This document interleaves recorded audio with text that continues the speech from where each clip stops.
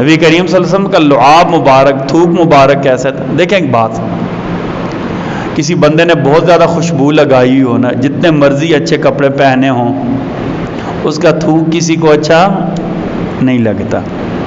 آپ نے دیکھا ہوگا نا، ہاسپٹل جائیں کسی کے تھوکنا منع ہے، لکھا ہوا دیکھا یا نہیں کبھی؟ ریل گاڑی میں جائیں تو لکھا ہو تو یہاں مت تھوکیں، ٹھیک ہے نا؟ کسی ایئرپورٹ پر چلے جائیں وہاں لکھا ہو یہاں مت تھوکیں، ایسا ہے یا نہیں ہے؟ کیوں لکھا ہوا ہوتا ہے؟ تھوک کو کبھی بھی اچھا نہیں سمجھا جاتا۔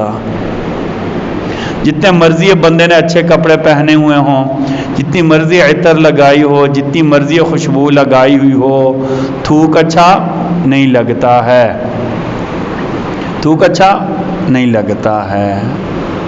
لیکن قربان جائیں، قربان جائیں، میرے نبی صلی اللہ علیہ وسلم کے تھوک مبارک سے لوگوں کو